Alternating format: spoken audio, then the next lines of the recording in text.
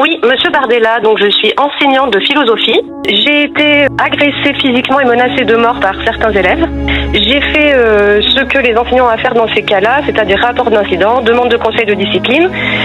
Et en fait, ces élèves restent impunis, absolument rien n'est fait. Donc j'ai été agressée, un élève en plein cours excusez-moi, je suis très émue parce que ça a été très difficile, m'a gazé avec une bombe lacrymogène. Ça s'était passé un mardi après-midi. Le vendredi, j'ai dû lui faire cours. Ça, c'était l'année dernière. Cette année, en début d'année, j'ai eu une classe très difficile. J'ai été, dès fin septembre, menacée de mort. Certains élèves ont placé un contrat sur ma tête. Tous les vendredis après-midi, en sortant du lycée, ils m'attendaient et ils faisaient venir des amis des quartiers près du lycée. J'ai bien sûr fait des rapports d'incident, alerté la direction, alerté le rectorat. Et je vous assure, Monsieur Bardella, je vous le jure sur ce que j'ai de plus cher. Aujourd'hui, je vais quitter l'enseignement. Je n'en peux plus.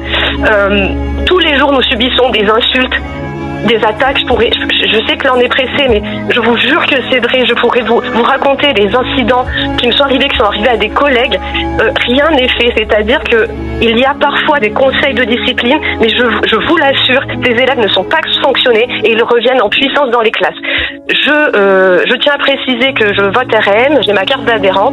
Je connais donc votre programme et les annonces que vous avez faites lors de la conférence de presse quant à l'éducation nationale. Pardonnez-moi, Monsieur Bardella, mais me semble bien faible. Est-ce que vous pouvez, s'il vous plaît, nous aider? Nous n'en pouvons plus. Merci.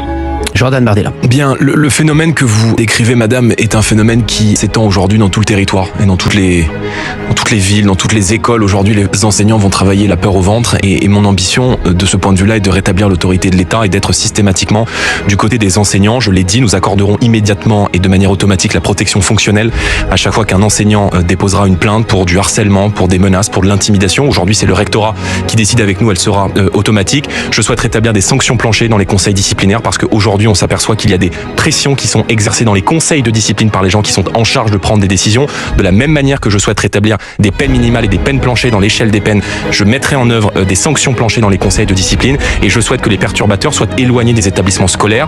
Nous souhaitons notamment renforcer les sanctions contre la délinquance des mineurs, mais aussi mettre en place des centres éducatifs qui permettraient d'accueillir des profils qui perturbent aujourd'hui le bon fonctionnement de l'école. Ce n'est pas aux enseignants, ce n'est pas aux membres de la communauté éducative de tourner le dos et de quitter la fonction publique et le service qu'ils rendent à l'État. C'est aux perturbateurs et aux éléments les plus dangereux d'être évincés à partir du moment où ils trouvent le bon fonctionnement de l'école. Nous le devons à tous les enseignants, nous le devons à tous les membres de la communauté éducative, mais nous le devons aussi à Samuel Paty et Dominique Bernard qui en ont payé de leur vie. Et puis, je l'ai dit, j'ai concentré évidemment mes annonces dans la conférence de presse à ce sujet, nous devons rétablir l'échelle des peines dans notre société et je souhaite également responsabiliser les parents par la suspension des allocations familiales aux parents de mineurs délinquants. Donc nous avons beaucoup de mesures pour rétablir l'autorité de l'État. C'est un combat difficile, c'est un combat qu'il nous faudra mener sur le long terme, mais par principe, l'État doit être du côté des enseignants et de la communauté éducative.